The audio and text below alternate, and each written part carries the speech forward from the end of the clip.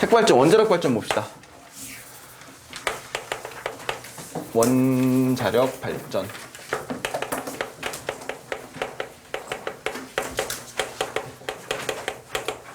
자, 이 원자력 발전 같은 경우에는 그 원자력, 즉 핵 에너지를 이용하죠. 핵 분열 에너지를 이용합니다. 핵 분열. 크게 보면 핵 반응이죠. 크게 보면 핵 반응이고, 이 핵 반응에 대해서 이제 핵 융합이 있고, 우리가 저번 시간에 그래서 이제 분열이 있는데, 핵 융합에 대한 이야기는 저번 시간에 다 정리했었어요. 그지? 수소나 이런 애들이 융합이 돼서 큰 덩어리로 가면서 질량 결손 발생하고. 그러니까 다시 한번 여기다 써볼까? 질량 결손 있었죠. 질량 결손. 질량 결손. 질량의 일부가 사라지고요. 질량 수 보존이 됐죠. 질량은 결손됐고 질량 수는 보존됐고, 그 다음에 마지막 하나 전하량까지 보존이 된다. 이렇게 이제 세 가지 조건이 만족이 되어야지만 이제 핵 반응이 완성이 된다라고 하시면 되겠고, 융합은 태양에서고 분열은 이제 원자력 발전소 또는 원자폭탄 같은 거 이야기하는 거 똑같은 얘기죠. 보통 핵 분열하는 애들은 우라늄에 핵 분열하는데,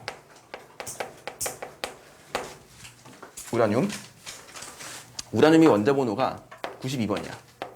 질량 수는 235 이렇게 돼 있어요.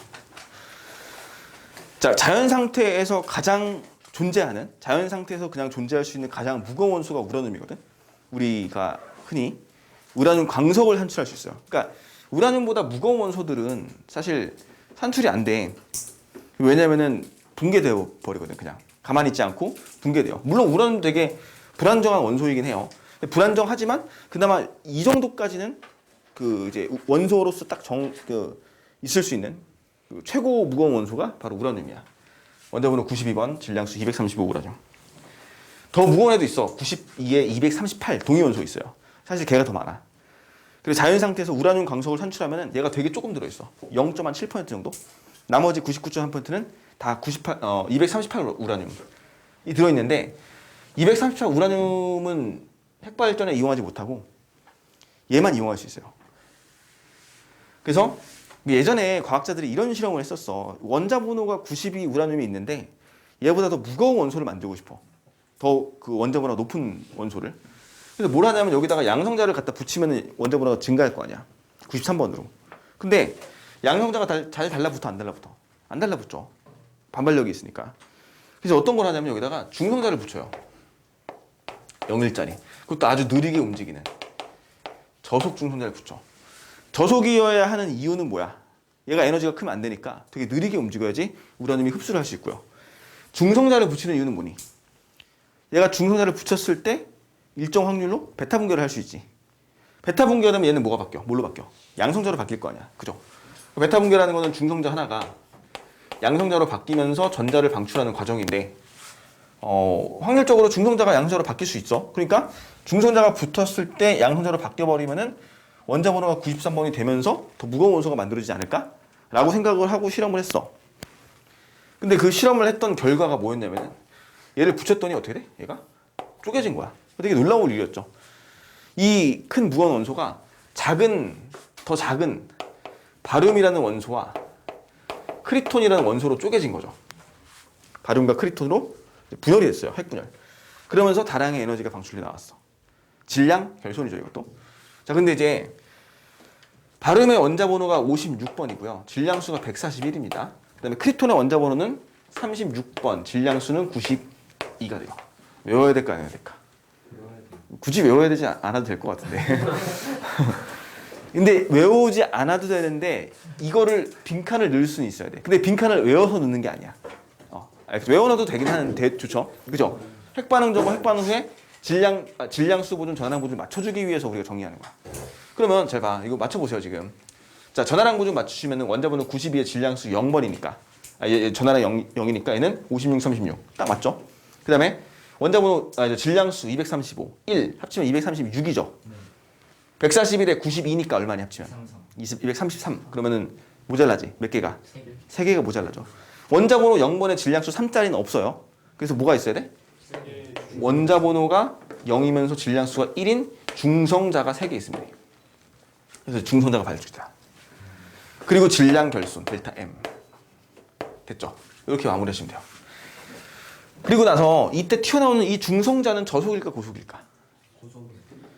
고속 중성자. 왜 고속 중성자냐면은 얘가 반응하면서 나오는 어마어마한 에너지를 가지고 나올 거 아니야, 얘가. 그러니까 얘는 따로 열 중성자라고 되게요. 열 중성자. 온도가 매우 높은 중성자라고 생각하시면 돼요. 그래서 열 중성자까지 말 필요 없고 그냥 고속 중성자라고 알아봅시다. 그냥 헷갈리지 않게. 고속 중성자 이렇게 알아놓으시면 되겠죠. 그래서 이제 고속 중성자가 방출돼 나오면서 이 반응식이 완성이 돼요. 그리고 이때 사라진 질량에 해당하는 에너지 이제 환산된 값이 얼마냐면은 얘는 200 메가 일렉트론 볼트 이렇게 정리가 돼요. 됐죠? 참고로 수소의 핵융합을 일으키면은 수소가 1짜리 4개의 수소가 헬륨으로 융합되면서 에너지가 방출돼 나왔는데 그때 사라진 질량에 해당하는 에너지가 얼마였냐면은 26 메가 일렉트론 볼트였거든. 단순하게 이렇게 두 개를 비교해 보면은 누가 에너지가 많이 나오니? 얘가 에너지가 많이 나오죠. 200메가니까. 메가는 10의 6승이다, 그냥. 근데 이제 사실상 얘보다 얘가 에너지가 훨씬 더 많이 나오는 거야. 왜 그러냐면은 에너지 양을 따질 때 뭐로 따지냐면 원자량당, 질량수당 에너지를 따져요. 핵자당 에너지라 그래. 핵자라는 거는 양성자나 중성자의 그 질량수 1을 얘기하는 거거든. 그러니까 얘가 핵자당 에너지는 4에 26이고 얘는 236에 200이니까 에너지 방출량은 얘가 훨씬 더 많죠. 그래서 수소 에너지가 훨씬 더 큰 거야. 그 너네 원자폭탄도 있고 수소폭탄도 있잖아. 수소폭탄이 훨씬 더 커요. 수소폭탄은 원리가 원자폭탄으로 수소를 열을 준 다음에 거기서 수소핵융합 반응이 일어나. 왜 그렇게까지 해야 되냐? 에너지가 훨씬 많이 나오거든. 수소폭탄이. 그러니까 에너지는 그냥 봤을 때는 얘가 많지만 원자량당, 질량수당 에너지를 따졌을 때 얘가 훨씬 더 많다는 거 체크해 놓으시고요. 자, 우리는 이제 원자력 발전, 이 반응식을 이용해서 전기 에너지를 만들 거거든. 여기서 생성되는 열 에너지를 가지고 물을 끓여가지고 물을 이용해서 이제 증기로 바꾸고 터빈 돌려서 우리가 흔히 알고 있는 발전을 이제 거칠 건데, 그러려면은 이제 뭘 해야 되냐면은 연쇄 반응이라는 걸 해야 돼요. 맞죠? 연쇄 반응. 자, 연쇄 반응은 뭐야? 말 그대로 연쇄 살인마 알죠? 연쇄. 이어져서 계속 반응이 일어나야 될 거 아니야? 반응을 계속 연쇄적으로 반응시킬 건데, 그러기 위해서는 이제 뭐가 필요하니? 첫 번째로. 자, 중성자의 속도를 제어해야 되죠. 낮춰줘야겠죠, 속도를. 중성자의 속도를 감소시킨다. 이렇게 할까? 자, 봐. 중성자의 속력을 감소시켜요. 맞지? 그러니까 다시 말하면 이 튀어나오는 고속 중성자를 얘를 뭐로 바꿔줘야 돼? 저속으로 바꿔주면은 이 저속 중성자가 됨으로써 다른 우라늄과 반응할 수 있을 거 아니야. 그럼 이때는 3개의 우라늄과 반응이 되겠죠. 그래서 중성자의 속도를 느리게 만들어줘서 이 느린 중성자가 다시 한번 우라늄과 반응을 일으키게, 연쇄 반응을 일으키게끔 하는 물질이 있어. 감속제라 그래요. 외우셔야 돼요. 대표적으로 감속제는 물 또는 흑연을 씁니다. 주로 물을 많이 써요. 주로 물을 많이 쓴다. 이렇게 기억해 놓으면 되겠죠? 감속제, 물, 흑연. 보면은 하나의 우라늄이 반응을 일으켰더니 중성자가 몇 개 나왔니? 3개의 중성자가 나왔지? 그럼 3개의 중성자는 각각 우라늄 3개와 반응을 일으킬 수 있을 것이고, 그럼 얘가 반응하면 몇 개 될까? 또 3개의 중성자가 각각 나오겠죠. 그지? 그럼 얘의 반응 횟수를 거듭할 때마다 반응할 수 있는 우라늄의 개수는 3의 n승번이죠.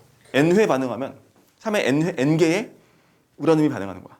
그럼 뭐 대충 한 10번만 반응해봐도 3의 10승번이거든? 말도 안 되게 에너지가 많이 나올 거 아니야? 그러면 어떻게 돼? 그지? 이걸 이렇게 만들 수는 없잖아. 그러니까 에너지를 우리가 원자력 발전의 목적은 뭐니?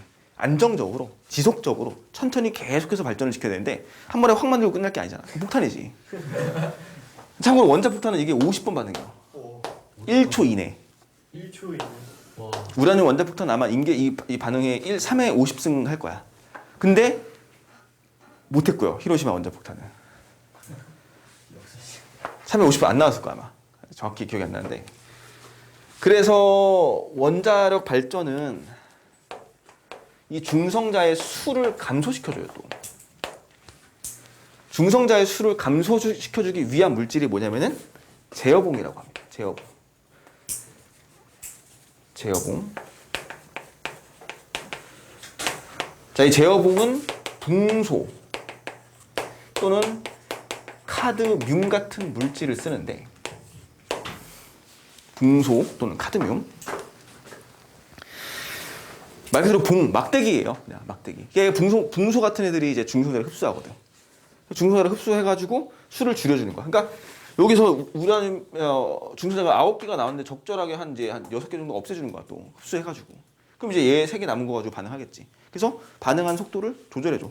그러니까 일정한 양의 에너지가 방출될 수 있게끔 유지를 시켜주죠. 그럼 이제 세 번째로 뭐가 들어가냐면 여기다 쓸게. 세 번째는 냉각제. 이 과정, 이 원자력 발전은 에너지가 엄청 많이 나와. 그래서 이제 열이 너무나 높아지기 때문에 이 열을 낮추기 위한 냉각제가 필요하고요. 그 냉각제로는 보통 물을 많이 써요. 냉각수죠, 냉각수 그냥. 그러니까 원자력 발전은 뭐야? 물이 많이 필요하죠. 주로 어디다죠? 주로 해안가, 바닷가에 지어요. 우리가 가지고 있는 원자력 발전소 4개 있거든. 4군데 있거든. 고리, 영광, 울진, 월성 이렇게 4군데 있어요. 다 바닷가에 있어. 주로 이제 남해, 동해안 쪽에 분포했거든. 그래서 물을 그냥 수건을 쓰는 거예요. 그냥 써. 근데 물이 이제 뭐 얘는 냉각제는 그냥 물 쓰고, 요 감속제의 물은 경수나 중수라 그래가지고 뭐 H2O나 D2O 같은 이제 다른 물 좀 쓸 때가 있어. 그 발전 방식에 따라 다른 거고. 우리가 발전 방식을 따로 배우는 게 아니기 때문에 우리 뭐 가압 경수로라든지 뭐 가압 중수로 같은 이제 발전 방식이 나눠지거든. 근데 그런 건 다 필요 없을 것 같아. 하자면 또 할 수 있어. 하자면 또 신나게 막 1시간, 2시간 할 수 있는데 원자폭탄만 이야기해도 막 한 2시간이나 얘기하겠다. 네, 참고 생각할게. 자, 됐죠? 원자력 발전 이게 답니다, 이게. 그래서 감속제, 제어봉, 그다음에 냉각수 물 쓰는 것까지 기억해 놓으시고, 연쇄 반응이 되게 중요하니까 이렇게 기억해 놓으시고, 그 그림 보시면은 그 원자력 발전 그림이 나와 있잖아. 거기에 이제 그 원자로가 이렇게 있고요. 원자로가 크게 이렇게 있어. 원자로가 있고, 이 안에 또 이제 중심 물질 원자로 하나 더 있죠, 이렇게 이 안에.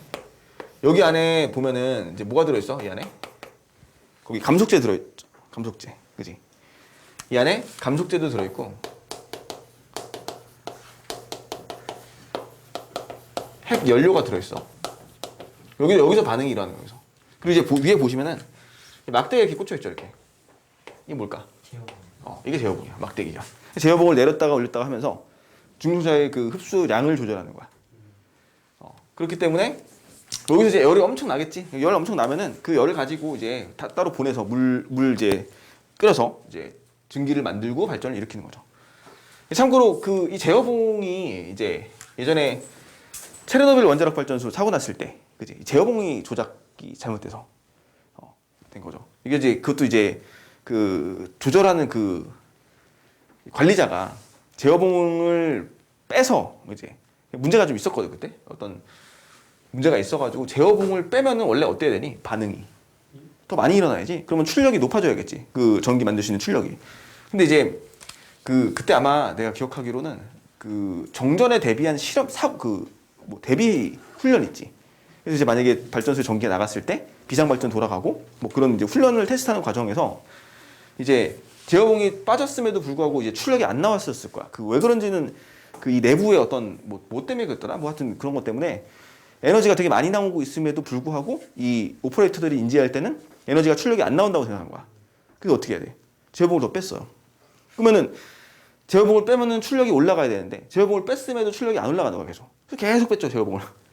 이미 여기는 이제 어때? 이미 막 진짜 에너지가 넘쳐나고 막 온도가 엄청나게 높아지고 있는 상황인데 제어봉을 빼고 빼다가 결국에 내가 어떻게 돼? 터지진 않지. 원자력 발전 터지지 않아. 근데 터지려면은 1초 이내에 이런 반응이 일어나야 되는데 이건 이렇게 안 돼, 여기서는. 절대 안 돼. 왜냐면 감속격이 너무 많아가지고 안 돼. 그래서 이게 안 되고 이제 녹은 거야, 그냥. 이 건물이 무너져요, 그냥. 여기 이 원자로가 무너져요, 그냥. 무너져가지고 막 이게 무너져서 이제 막 다 나가는 거지.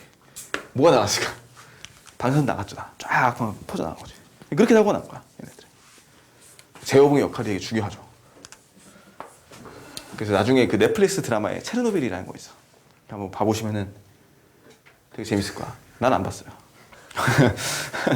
난 아직 보지 못했는데 보고 싶은데 볼 그게 없어가지고 한번 그래 보시고 그 그림 잘 봐봐. 거기 보면은 냉각제 나오고 뭐 냉각수 그저 나와 있죠. 됐지? 그리고 뭐가 간접적인, 뭐가 제어고, 뭐가 원자로 해결을 잘 모르겠어요. 잘 몰라도 돼. 사실 구분 안 해도 되는데 거기에 막대기 꽂혀 있는 거 있죠. 그게 제어봉이야. 그 하늘색이요? 하늘색 그 노란색으로 쭉 된 거 있잖아 기둥. 아, 그리고 그 안에 핵연료랑 감속제 같이 들어있다고 보시면 돼요. 핵연료랑. 됐지? 냉각기 통해서 물 온도 낮추고 물로 이용해서. 자, 핵발전 과정 이렇게 정리하시면 되겠고요. 그 다음에 이게 이런 것도 있어. 혹시 혹여나 예를 들어 이제 문제 나오면 이제 만약에 계산 문제 나오면 요 정도에서 나올 거거든요. 여기 이런 거. 여기서 아마 이런 이 빈칸 하나 뚫어놓고 여기 이거 빈칸 채우는 정도 반응 전후 맞추는데 여기에 막 그냥 갑자기 XE 또는 SR 이런 애들이 들어있어요. 갑자기 이거 다 다르고 다 숫자 다르고 상관없어요. 이거는 이게 이제 우라늄이 반응하면서 제논이나 스트론튬 같은 이런 다른 물질이 만들어질 수도 있어. 이건 분열하는 과정에서 여러 개의 원소로 쪼개지는 거야. 이게 얘도 3개가 아니라 뭐 2개가 돼도 상관없어요. 이거는. 그러니까 여기에 들어가는 애들은 그렇게 중요한 건 아니고 사실 얘는 무조건 나올 것이고 왜냐면 얘가 나와야지 반응이 연소적으로 일어날 거니까. 그리고 이 반응하는 그 숫자들 전 질량수라든지 원자 번호 같은 것들은 우리가 반응 전후로 맞춰주기만 하면 되니까 그런 거는 이제 그때그때 그 문제에 맞춰서 보시면 되고요. 에너지가 또 하나 기억해야 될 게 에너지가 많이 나온다는 얘기는 무슨 뜻일까? 질량이 많이 결손된다는 얘기죠. 그만큼 얘네들 질량 차이가 뭐하다는 얘기니? 크다는 얘기죠. 이렇게로 이해하시면 되겠죠. 원자력 발전소 이렇게 하고 넘어가면 될 것 같아요. 넘어갑시다.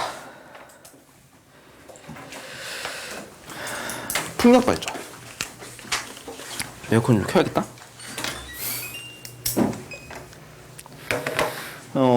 풍력 발전은 사실 할 게 없어요. 원리를 모르진 않을 거 아니야. 그지? 우리가 발전 정리를 좀 해보면서 정리합시다. 일단 저번 시간에 했던 발전 중에서 터빈 들어가는 발전과 그지? 터빈이 없는 발전이 있었어요. 터빈이 없는 발전은 2개밖에 없으니까 여기다 쓸까 그냥? 터빈이 없는 발전 뭐 있어? 태양 전지.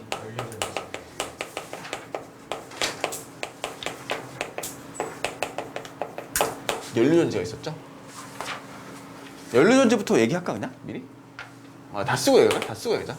터빈 들어가는 발전 뭐 있어? 되게 많죠. 태양, 열, 화력, 수력, 풍력, 원자력, 힘들어. 조력, 조류, 타력, 지열. 이 정도만 알면 충분히 알 것 같아, 그지? 이 정도만 알면. 근데 이제 그 중에 풍력 얘기하고 태양전지 얘기하고 뭐 연료전지 얘기하고 했는데 저번 시간에 태양전지를 얘기했죠. 태양광발전 저번 시간에. 자, 이거에서 우리 이거 하나 구분 좀 해보자. 일단 터빈이 안 들어가는 거는 이걸 왜 구분하냐면은 내가 얘는 무슨 발전이니? 직류 발전이죠. 얘는 뭐야? 교류 발전이지. 그치? 이게 가장 큰 차이죠. 터빈이 들어가고 안 들어가고 전자기도 이용하고 안 하고 아까도 문제 나왔었지. 전자기도 연료전지는 전자기도 이용 안 하는 거죠. 이런 거 있고요. 소스가 에너지의 근원이 에너지의 우리가 이 발전은 결국 전기 에너지를 만드는 건데 그 전기 에너지를 어디서부터 가지고 와서 만들 것이냐를 봤을 때는 가장 큰 우리의 지구의 에너지원은 태양 에너지죠. 태양 에너지로부터 오는 것들. 태양 에너지로부터 오는 거는 태양전지 맞죠? 태양열도 맞죠? 화력 맞죠 이거? 맞아요. 화력이 맞은 이유는 광합성해가지고 식물이 묻혀가지고 석탄된 거니까. 수력 맞아요. 맞죠? 이거 저번 시간 했나? 했었지? 네. 풍력 맞죠? 원자력? 아니죠. 조력? 아니죠. 조류? 아니죠. 얘네들은 뭐야? 조력 조류는? 지구 내부 에너지 아니지. 조력 에너지야. 조력 에너지라고 해서 또 있었지 에너지가. 그지? 조수간만차 같은 거. 그리고 파력 맞습니다. 지열? 아니죠. 그럼 지구 내부 에너지는 뭐야? 지열과 원자력. 조석 에너지는 조력 에너지는 조력 조류 이렇게 있겠지. 이런 차이가 좀 있어요. 됐지. 그리고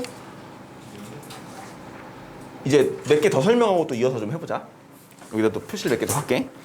자, 우리 그 중에 지금 처음 나온 게 풍력 나와 있는데, 풍력은 있잖아. 운동 에너지를 직접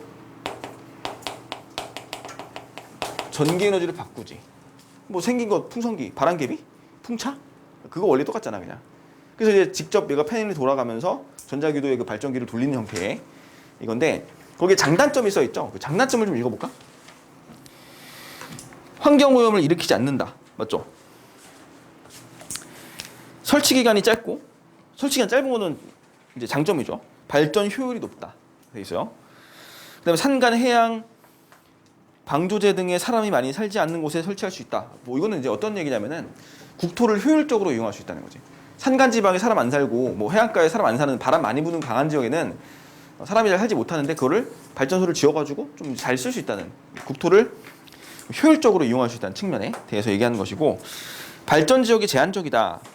맞죠? 바람이 많이 부는 지역이니까 단점이에요. 이거는 정확한 발전량 예측이 어렵다. 자, 이거 밑줄 쳐놓고 기억해 봅시다. 발전량 예측 불가능. 그지? 이거 이제 여기서 키워드로 좀 작용할 거야. 많이 물어볼 수도 있고요. 발전량이 예측이 어려워요. 맞지? 여기다 있는 것만 일단 써볼까 좀? 여기다 또 우리가 이 얘기를 여기다 쓸 수 있잖아. 태양 전지는 발전량 예측 가능하니? 불가능하죠. 거의 불가능하지 않나? 그러니까 뭐 어느 정도 예측은 할 수 있는데 이제 이걸 정확하게 예측은 불가능하지. 왜냐면은 날씨가 흐릴지 비가 올지 햇빛이 쨍쨍하게 쪄야지 이제 그 에너지 발전이 될 것인데 그게 안 되기 때문에 얘도 없다고 보시면 되겠죠. 얘네. 태양 열도 마찬가지고. 근데 또 이걸 사실 막 필리핀 같은 데 가면은 우기 아니면은 뭐 거의, 근데 그래도 예측 안 된다고 봐야겠지. 이거는 화력 예측 가능하고 수력도 가능하죠. 풍력 불가능, 원자력 가능, 조력 조류 가능 불가능? 불가능? 조력 조류? 우리 밀물 썰물은 하루에 2번 무조건 일어나는 거 아닌가? 그치? 조력 조류도 가능하죠. 밀물 썰물은 하루에 2번이 무조건 일어나. 그러니까 예측 가능하다고 보시면 되겠고, 파력 불가능하지. 지열 가능하죠. 지열 웬만하면 가능하지. 이렇게 정리하면 되겠네. 발전량 예측 불가능한 것들. 요거는 많이 물어볼 수 있는 보기 중에 하나니까 정리해 놓으세요. 그 발전량 예측이 불가능하다는 게 공급원이 언제 올지 모르는 그런 얘기지. 내가 내일 발전을 뭐 1000kW를 뽑을 수 있다. 내일 비가 올지 어떻게 알아? 물론 기상청에 예보가 있겠지만 거의 틀리죠. 그러면 내일 난 1000kW 만들어야지 했는데 비가 와버리면 갑자기 못하는 거 아니야? 예측이 안 된다는 거예요. 발전량 예측. 태양 전지도 안 되는. 태양 전지도 마찬가지. 햇빛을 이제 받아야 되는데 뭐 완전 흐린 날씨다. 그러면 못 에너지 발전을 못 하는 거지. 지열 발전. 지열 발전 화산만 가지고 화산이 언제 폭발할지 어떻게 알아? 그거 아니잖아. 그지? 지열 발전은 화산 그게 아니라 땅에서 나오는 열 에너지 있잖아. 온천수 이런 거. 온천이 내일은 나오다가 오늘은 안 나오고 이러지 않잖아. 뭐 내일 모레 나오고 안 나오고 이러지 않잖아. 그런 걸 얘기하는 거야. 강한 바람의 고장이나 안전 문제. 그지? 그 이제 소음 문제가 있죠, 얘는. 이 풍력 발전 같은 경우는 소음의 문제가 또 있습니다. 새와 충돌할 수 있는 문제도 있죠. 이런 게 있어. 넘어가 볼까? 거기에 화력 발전 나오기 전에 이제 풍력을 이렇게 정리해 놓으시고요. 이게 이제 색 흐름이 약간 이렇게 돼 있는데 태양광이랑 핵 발전이랑 풍력을 묶어 놨어요. 얘네들이. 근데 이제 그 다음 단원이 뭐냐면 화석연료와 신재생 에너지잖아. 그러니까 요거 내버려 두고 계속 넘어갈게요. 계속 반복해서 하는 얘기들이 많기 때문에 얘들은 신재생 에너지, 화석연료. 화석연료도 우리가 저번 시간에 정리를 했어요. 석탄, 석유, 천연가스가 있는데 이렇게 있는데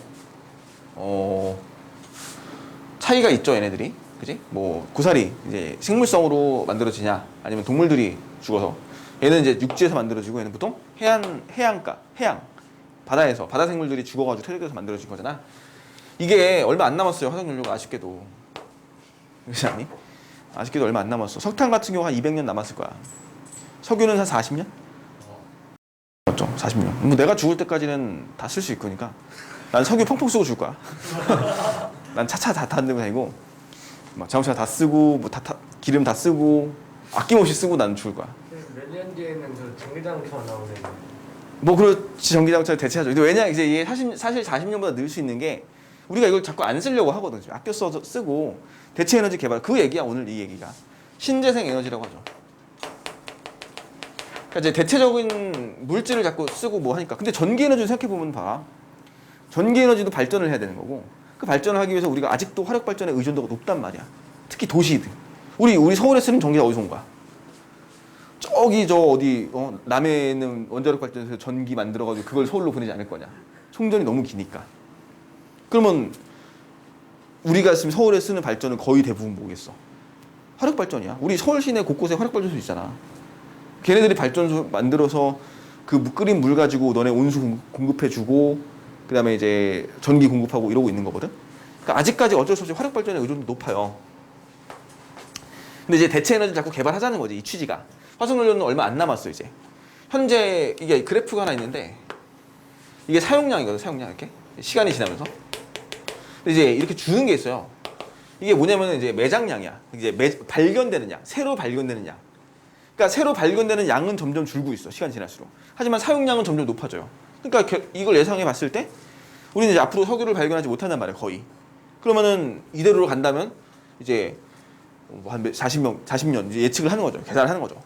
근데 이제 그래서 이걸 자꾸 꺾어서 이제 줄이려고 이 사용량을 이제 줄이려고 이제 노력을 하는 거죠. 이걸 이제 노력하는데 그게 이제 뭐 에너지를 아껴 쓰고 이런 등등 얘기인데 우리가 그래서 이제 신재생 에너지를 개발해서 써야 된다 이거고요. 이게 이제 종류가 신에너지. 신에너지는 화석연료를 대체하기 위해서 또는 기존에 이용하지 않는 형태의 에너지. 외워놓는 게 좋아. 얘는 수소 에너지가 있어요. 그 다음에 연료전지. 그리고 석탄, 액화, 가스화. 이렇게 세 가지의 에너지가 신에너지야. 우리가 기존에 이용하지 않았고 화석 연료를 대체해서 쓸 수 있는 에너지. 연료전지는 이따가 설명하면 될 거고요.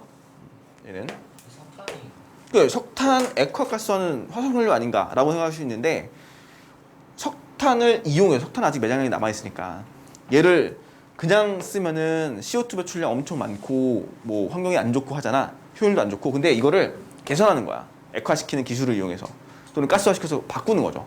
성질을 좀.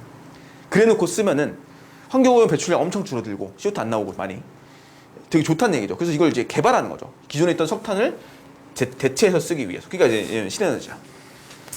수소 에너지도 알고 있죠. 수소를 직접적으로 사용해서 수소를 연소시켜서 직접 이제 열 에너지를 얻을 수 있는 장치를 얘기하는 거. 이거 발전. 자, 두 번째는 재생 에너지인데 재생 에너지의 목적은 뭐냐면 계속 반복해서 이용하는 거죠. 재생돼서 이용되는 거야. 거의 무한하게 쓸 수 있는 것들. 대표적인 에너지가 이게 구분이 좀 다르다. 태양 에너지. 태양 에너지라는 건 결국에 이 안에 뭐가 들어있을까? 열과 광 발전이 있겠지. 각각 태양 전지와 태양 열 발전을 합쳐놓고 태양 에너지라고 하는 거야. 재생 에너지. 그 다음에 해양 에너지. 해양 에너지 뭐겠어 그럼? 얘는 뭘 합쳐놓은 걸까? 조력, 조류, 뭐 더 나아가서는 파력까지도 되겠죠. 파력 발전까지도 합쳐놓으면 해양 에너지가 되겠지. 그리고 나머지 수력 발전, 지열 발전, 원자력은 안 될 거고요. 화력도 안 될 거고요. 또 뭐 있지? 풍력 발전. 이렇게 있겠지? 바이오,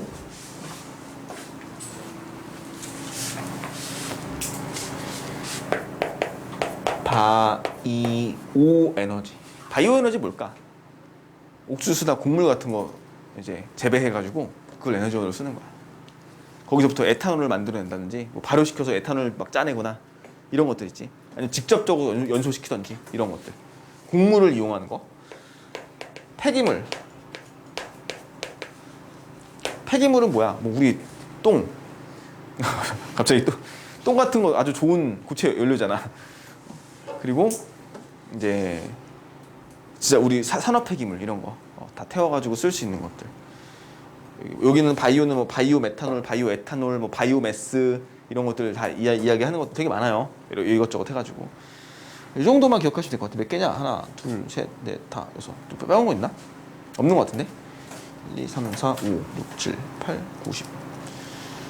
1, 2, 3, 4, 5, 6, 7. 된 것 같아요. 이 정도. 됐지? 각각의 이제 좀 특징을 좀 보면은 몇 가지만 더 씁시다 이제 여기다.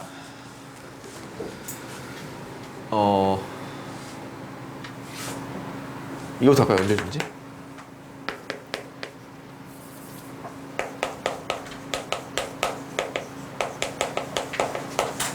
연료전지. 이게 원리는 이거죠. 간단해요. 전해질을 담아놔. 전해질은 뭐야? 수용액 상태에서 전기 흐르게 하는 애들이지. 이제 여기다가 극판을 두 개를 꽂아 놓고요. 이 극판은 이렇게 전선을 연결시켜 놓고 이제 전구를 연결시켜 놓을게.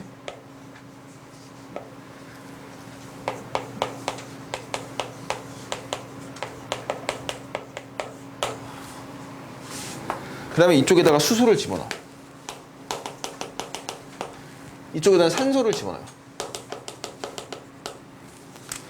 수소와 산소를 집어넣어. 그럼 수소가 이온화가 되지. 산화가 되죠. 수소가 산화가 되면서 예를 들면 EH2가 산화돼서 4H 플러스가 되고요. 플러스 4E 마이너스가 되겠지. 얘네들이 이온화가 되면서. 그러면 이제 이온화가 돼서 이 중에서 4개의 전자는 요 바깥쪽으로 빠져나가요. 요 전해질을 이동하지 못하니까. 그래서 금속을 따라서 이렇게 이동을 하면서 전자의 이동 방향을 보시면은 이렇게 되죠. 이렇게 전구에 불이 들어올 것이고, 맞죠? 전자는 외부 회로를 따라서 이렇게 이동할 것이다. 그리고 나서 여기서 산소랑 만나지. 그럼 다시 만나면 다시 반응식이 어떻게 되냐? 이 4개의 H 플러스 4개의 E 마이너스가 O2랑 만나서 EH2O가 되죠. 물이 만들어지는 거야. 여기서는 이제 물이 나와요. 물이 생성된다. 그러니까 이거 저번에 얘기했던 거야. 그 물을 전기 분해하면은, 물을 분해하려면은 전기가 필요한 거고, 그다음에 그 산소와 수소를 반응시키면은 이제 전기가 만들어지는 거죠. 그래서 얘는 전기 에너지. 전류의 방향도 알고 있죠. 전류의 방향은 이렇게 흐르면 되는 거야. 자, 이 왼쪽 극판을 뭐라고 하냐면 음극판이라고 합니다. 음극판. 여기는 양극판이라고 해요. 우리가 수소가 딱 이러면 수소가 이제 이온화되니까 플러스 되잖아. 그럼 양극이라고 생각을 할 수 있거든. 얘를. 근데 전자가 여기서 나가기 때문에 얘가 음극판이 돼요. 왼쪽 판이. 이거는 전류의 방향. 전류는 양극판 플러스에서 음극판 마이너스 쪽으로 흐른다. 이렇게 되는 게 연료전지죠. 이해 가시죠? 이거 이런 반응식 알아놓으셔야 돼. 외워놓는 게 좋아요. 그러면서 뭘 만들었어? 여기 EH2 만들어지면서 플러스 전기 에너지도 생성됐고요. 플러스 열까지도 만들어져요. 열도 방출돼요. 여기서. 됐지? 이렇게 정리하면 연료전지. 연료전지 장점, 단점 뒤에 나와 있을 거야. 일단 가장 큰 거 CO2 배출이 없죠. 되게 친환경이죠. 얘는 그냥. 연료전지의 원래 뒤에 보시면 장단점 봐봐. 에너지 효율 높다. 이거 장점이야. 엄청 장점이야. 에너지 효율. 내가 알기로 50이 넘을 거야, 얘는. 그러니까 내가 이 발전 중에서 에너지 효율 높다라고 나올 수 있는, 딱 확정 지을 수 있는 건 얘밖에 없어. 연료전지. 아까 풍력 발전도 발전 효율 높거든? 근데 얘가 제일 높을 거야. 더 훨씬 높을 거야.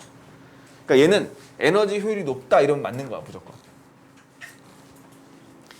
전기를 생산할 때 소음 발생 없고요. 이산화탄소 같은 환경오염 물질 배출하잖아. 전기 에너지 만들어내는 결과물이 물이거든, 그냥. 되게 좋지? 그다음에 수소기체와 산소기체를 지속적으로 공급하면 거의 계속 쓸 수 있죠. 뭐 수소, 산소 만드는 거는 돈이 들어서 그런 거고. 자, 연료전지의 상용화를 위해서 연료로 사용되는 수소의 대량 생산과 저장, 운송 같은 여러 가지 기술적인 문제가 해결돼야 된다. 딱 하나의 단점이야.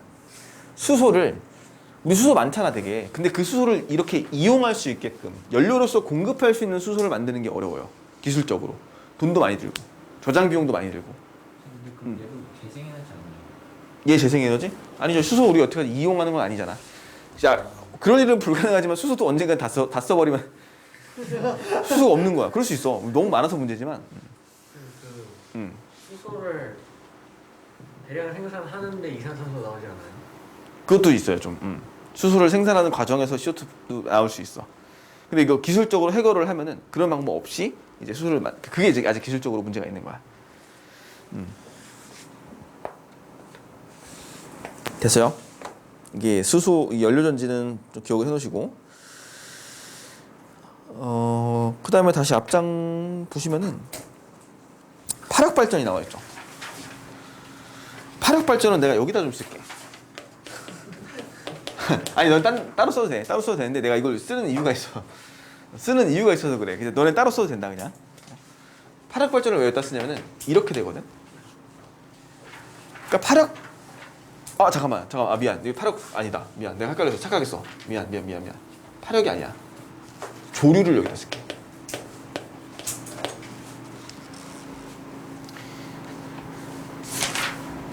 파력 써도 되겠다 여기다. 조류 파력. 파력도 맞을 것 같은데? 파력 내가 잠깐만. 조류 없어. 그냥 써놔. 자, 이거 이제 이 3종 세트 어디 있어? 해양 3종 세트 정리합시다. 해양 에너지. 요거는 이제 봐. 조력 발전 이렇게 써. 조력 발전이 뭐냐면 밀물 썰물을 이용하죠. 그지? 이제 들어오는 물을 밀물 썰물이면 해수면 높이가 낮아지잖아. 대충 극단적으로 봅시다. 이렇게는 안 되지 당연히. 근데 이제 밀물 썰물에 따라서 조차가 생기죠. 이걸 조차라 그러잖아. 조수간만의 차라고 하죠. 근데 이제 밀물일 때는 수문을 개방해서 물을 다 받아들인 다음에 댐을 지어놓은 거죠. 댐을 지어놓고 밀물에 물을 가둬놔. 그럼 썰물일 때 물이 여기 있죠 지금. 그러면 뭐가 생기니? 해수면에 높이차, 즉 포텐셜이 생기죠. 조력 발전은 그 포텐셜 에너지. 이거 지금 얘가 해양 에너지 중에서 조력인데 지금 제목을 다시 쓸게요. 조력 에너지인데 그냥 지우고 할 걸 그랬나? 너무 자리가 좁아지는데 저거 좀 지우겠다. 조력 에너지는 이제 포텐셜 에너지를 이용합니다. 맞지?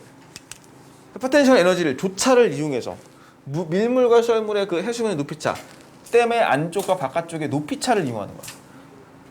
그거의 운동으로 전환되는 거잖아. 조차를 만든 다음에.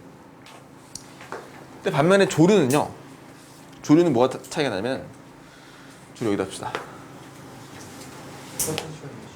조류는 터빈을 이 물속이나 또는 물 위쪽에 설치해 놔가지고 이렇게 밀물이면은 물이 들어오죠. 썰물이면은 물이 나가죠. 밀물 썰물의 흐름을 이용하는 거야. 얘는 밀물 썰물의 흐름. 그러니까 얘는 물의 뭐야? 높이차가 아니죠. 상관없잖아. 뭐야? 운동 에너지죠. 그냥. 그러니까 얘는 여기다 쓴 이유가 운동 에너지를 직접 전환시키는 것 중에 하나야. 조류는. 얘랑은 다르다고. 전환 과정이 달라요. 조력 에너지는 포텐셜이 운동으로 가는 거고, 얘는 그냥 직접 그 조류의 흐름에 의한 운동 에너지가 전기 에너지로 발전되는 거야. 이 조류와 해류는 다른 거 알고 있지? 조류와 해류는 달라요. 해류는 일정한 방향으로 계속 흘러가는 거야. 바닷물의 흐름이. 조류는 하루에 2번씩 육지 쪽으로 들어오고 나가고를 얘기하는 거야. 조류와 해류는 달라. 조류를 이용한 발전이야, 얘는 지금. 얘는 그래서 발전 시설도 간단하고, 조력에 비해서 환경오염 적겠죠. 조력은 큰 치명적인 게 하나 있잖아. 얘는 갯벌 파괴, 해양 생태계 파괴. 그게 있어요. 환경 오염이죠. 환경 파괴죠. 그리고 근데 조류는 그게 적다는 거지. 그리고요, 파력은요.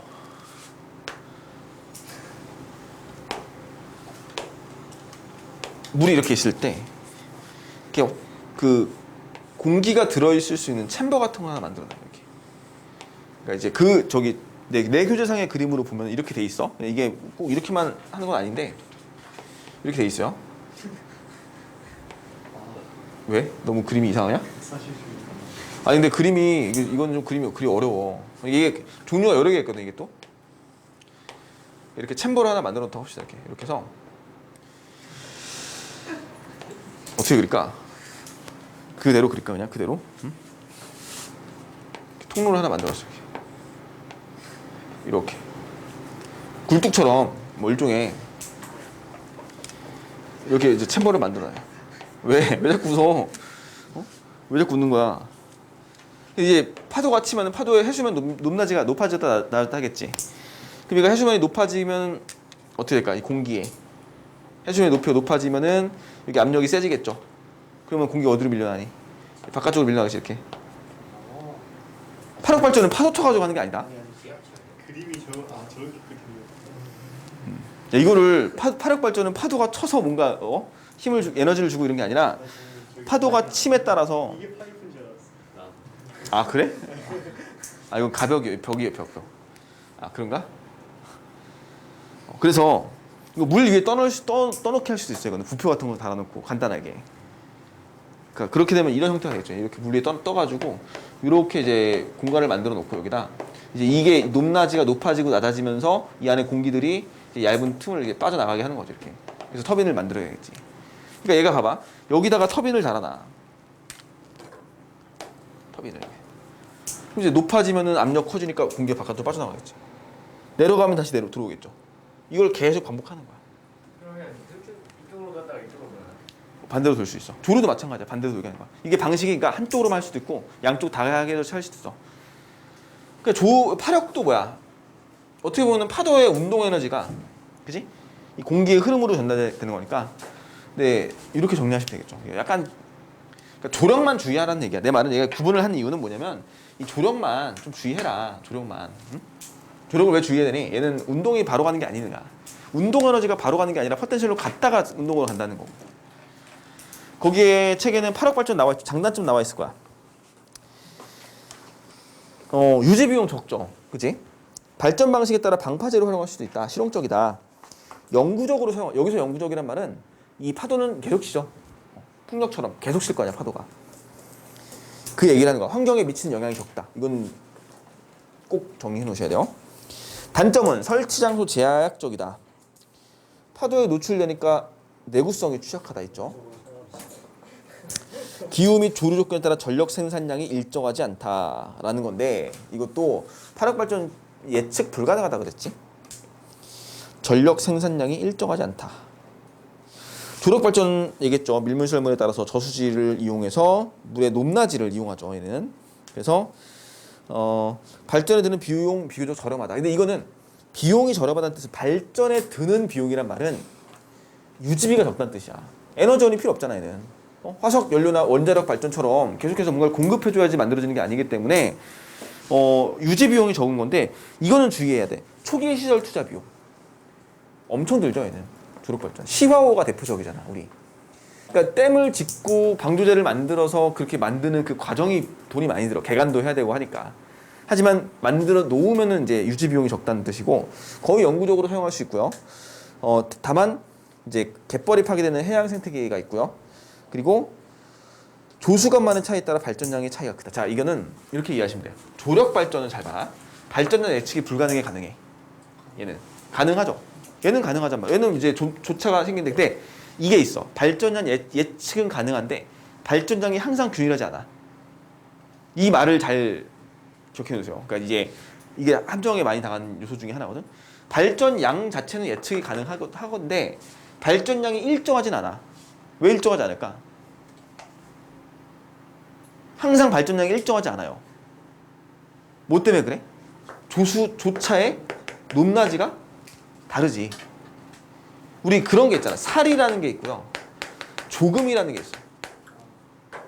들어봤지? 이걸 자세히 한다는 건 아닌데 사리는 1년 중에 1년 중인가? 한 달 중에 조차가 가장 높을 때, 클 때 사리야. 조금은 가장 조금일 때. 조금.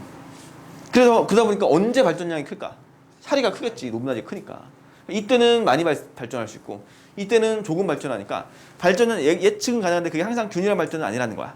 그지? 변동이 좀 있다는 얘기. 조력 에너지, 조력 발전. 자, 됐죠?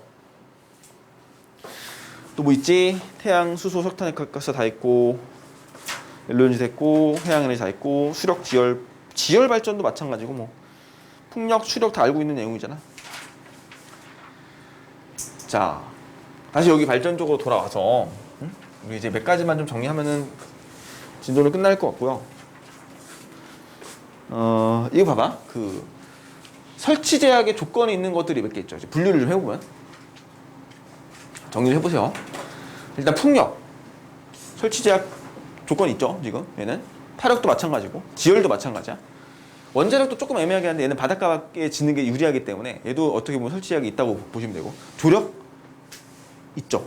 조력 조수 간만차가 커야 돼. 그러니까 우리나라는 서해에 지어야 돼. 이게 동해 갖다 지을 수 없잖아. 조류 발전 이것도 있죠. 조류가 센 쪽이 있어. 야, 이런 것도 많이 주의할게요.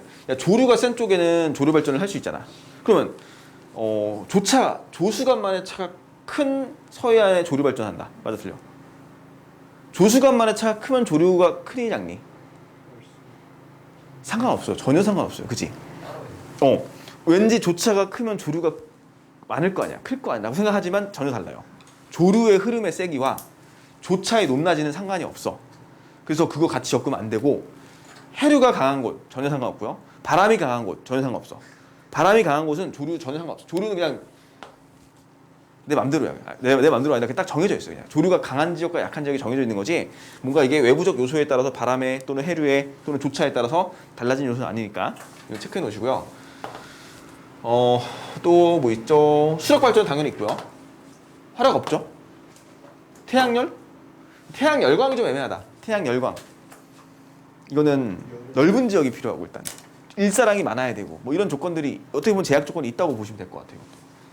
근데 물론 그걸 디테일하게 물어보진 않겠지만 어느 정도의 그런 구분할 수 있는 비교를 하겠지. 예를 들면은 뭐 원자력과 화력을 조력을 비교하든지 뭐 파력과 연료연지를 비교하는 이런 식으로 비교하겠지. 애매한 것끼리 비교는 안 할 거란 말이야. 그런 거 마찬가지로 발전 효율도 마찬가지야. 자, 발전 효율이 제일 좋은 거 뭐였어? 아까? 연료전지 좋다. 이 정도 기억하시고 태양 열과 강은 좋다 안 좋다? 안 좋다. 얘는 안 좋다. 이거 얘 안 좋다 기억하고 얘는 좋다 기억하면 될 것 같아. 그냥 풍력과 원자력을 비교하거나 뭐 수력과 파력을 비교 이런 건 안 할 거라고. 그렇게 해놓으시면 되겠고 환경적인 요소. 환경에 이제 그 영향을 주는 애와 안 주는 애. 뭐 조력 같은 경우 또 뭐 있어? 파력 아니죠. 지열도 굳이 환경적인 요소는 없다고 봐도 되겠지. 원자력도 애매한데 원자력은 뭐라 그럴까? 폐기물이 나오는데. 그거 냉각수를 냉각수. 냉각수 때문에. 근데 원자력 그건 개선할 점이고 원자력도 아마 쳐도 될 것 같아요. 환경적 요소에다가. 화력 발전 환경적 요소 있어 없어? 있죠. CO2 배출. 수력 있죠. 댐. 환경 파괴. 조력 당연히 있고 아까 했죠. 태양 열광 없고 뭐 이 정도? 환경적 요소. 구분할 수 있겠지 대충. 그러니까 극단적인 거 비교하는 것만 연습하면 될 것 같아. CO2 배출량. 원자력 발전 거의 없죠. 풍력 없죠. 파력 없죠. 지열 있어 없어? 없죠. 조력 없죠. 조류 없죠. 수력 없죠. 화력 있지. 태양열 없지. 전지 없지. 연료전지 없지. 화력만 있죠. CO2 배출. 됐지? 이런 정도의 구분법이 다 암기하시면 됩니다. 이게 어쩔 수 아쉽지만 아쉬운 거 아니고 좀 안타깝지만 그냥 암기 시험 아니에요? 맞아요. 물리 파트에서 할 내용은 사실 내가 그래서 최대한 디테일하게 구분하고 있는 거야 지금. 뭐 책에선 당연히 이렇게 구분까지 안 할 건데 최대한 좀 많이 이제 예측할 수 이게 되게 상식적인 수준에서라고 생각하고 문제 낼 경우가 있단 말이야. 나는 상식적이지 않은데 학교 선생님은 상식적이니까 이 정도는 알겠지라고 낼 수도 있는 범위도 있고 뭐 아니면은 이제 이게 딱 프린트나 교과서에 나와 있는 내용만 가지고 문제를 구성하기 너무 되게 빈약하지 문제 구성이. 이게 변별을 할 수 없단 말이야.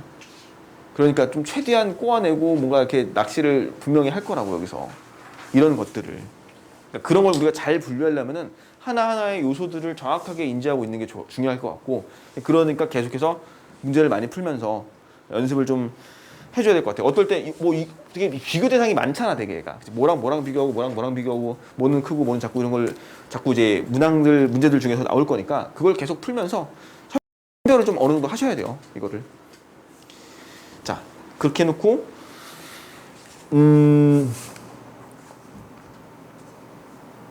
조력 발전 내가 이거 안 했지? 아, 했나? 했죠. 다 했죠. 뒤에 보시면은 에너지 문제를 해결하기 위한 노력이라고 돼 있고요. 영국의 배드제드 여기라는 그 이제 친환경 에너지 도시 라는 게 있다 정도 체크해 놓으시고, 자, 적정 기술 체크해 놓으세요. 적정 기술. 자, 과학기술의 혜택에서 소외된 사람들, 뭐 아프리카의 어떤 오지들 이런 데를 얘기하는 것인데 거기 그 사람들을 위해서 공동체의 특성에 맞는 단순한 수준의 기술, 하지만 그 단순한 기술이지만 되게 큰 위력을 발휘할 수 있는 기술들을 이용하는 거고, 생명빨대 들어봤죠? 근데 생각할 때 수면이 어느 정도? 필터를 갈아줘야겠지? 아무래도? 몇 번 빨면은 아니, 그건 모르지 나도. 필터 그거 아니에요? 거기 있는 흙 담으면 되잖아. 그러면 돼? 그렇지 않나? 필터가 야 솔직히 나는 근데 정밀한 필터가 있어야 되지 않을까? 뭐 한 3종 필터 막 이러고 헤파 필터 이렇게 여러 가지 필터가 다 바이러스 필터 있어야 되고 막 다 있어야 되는 거 아니야? 그거 없으면 물을 어떻게 마셨는데? 그걸 땡던데? 공급할 수가 없잖아. 그러니까 생명빨대 원리는 알고 있죠. 그냥 필터를 넣고 물을 마셨을 때 이제 물이 정수가 돼서 온다는 거. 페달 세탁기, 큐드럼이 되게 좋은 것 같아. 큐드럼, 그지? 되게 잘 개발된 것 같아. 멀리 떨어진 곳에 물을 담아서 옮길 때 이제 바퀴 모양으로 만들어서 끌고 다니면 된다는 거. 근데 왜 큐예요? 그 안에까지 채우면 좀 더 많이 담을 수 있는 거. 근데 그렇게 하면 들고 다녀야 되잖아. 아, 굴리면 된다고? 끌고 다닐 수가 없잖아. 그치? 끌고 다니기 위해서 하는 거지. 다 있는 것 같은데 필터. 어? 필터가 다 있는 것 같은데. 필터 다 있다는 게 무슨 말이야? 세 단계의 정화층이 있대요. 있겠지. 필터가 있으니까 생명빨대지. 그냥 빨대랑 뭐가 달라? 그냥 빨대로 마시면 되지. 1인당 하루 2리터의 식수를 쓰고 버리는 거지 그냥. 한 개의 개인용 생명빨대로 700리터의 물을 정화 가능하대요. 700리터? 엄청 많네. 700리터. 엄청 많네 그럼. 야, 그러면은 야, 하루에 2리터씩 먹는다고 해도 오, 정확한 그 1년 예시가 똑같이 나와 있는데. 왜냐면 하루에 2리터 물을 먹어줘야 돼. 하루에 그지 않나? 2리터 물을 먹었다고 하루에 하는데 2리터씩 먹는다고 치면은 거의 1년 동안. 그치 1년 먹네. 괜찮네. 그게 하나에 2만 원 한다 그러는 것 같은데. 야, 2만 원에 1년이면은 괜찮죠. 근데 걔네들 문제는 2만 원이 없어서 문제지. 그러면 저희도 뭐 필요 없는 거 아니에요? 정수 오빠. 우리는 필요 없지. 우리가 뭐 너 바닥에 고여있는 빗물 받아 먹을 일 없잖아. 우리가. 그러니까 그거 있으면 뭔가 이런 거 하지 않아? 물 그냥 가져와가지고. 아, 그거 굳이 물 굳이 그냥 바로 따라서 마시는 게 낫지. 그거 굳이 빨대 찾아서 먹는 거는 비효율적이지 않니? 와카워터탑. 공기 중에 수증기가 와카워터탑에 그물에 닿으면서 액화되는 성질 이용. 목욕탕에 그 위에 그런 거 생각하면 될 것 같아 그냥. 이제 그물을 촘촘하게 깔아놓으면은 이제 공기 중에 수증기들이 자꾸 여기 응결되죠. 그러니까 이제 물방울이 만들어지고, 그래서 이제 그걸 물방울을 모아서 깨끗한 물을 얻는다는 거. 항아리 냉장고도 알죠? 그 안층 바깥쪽 이거 항아리 냉장고는 이런 원리잖아. 여기 큰 그릇에 큰 항아리에 모래를 채우고 안쪽에 다른 이제 그릇을 넣는 거지. 여기 뭐야? 모래야. 모래를 채워놓은 다음에 여기다 이제 뭐 보관한 다음 물을 부어요 여기다. 그럼 적셔져. 물이 적셔지면서 어떻게 될까? 증발하겠지. 증발하면서 뭐해? 열을 뺏어가겠지. 그러니까 이 내부 온도는 낮아진다는 거야. 그 원리가 항아리 냉장고. 이 정도 정리해 놓으시면 되겠죠. 양이 좀 많다고 느껴지시는데 사실 양이 많은 것보다는 그 되게 디테일하게 정리할 게 좀 있어서 우리가 이걸 체크를 다 잘 해주셔야 돼요. 이렇게 정리해 놓읍시다 일단.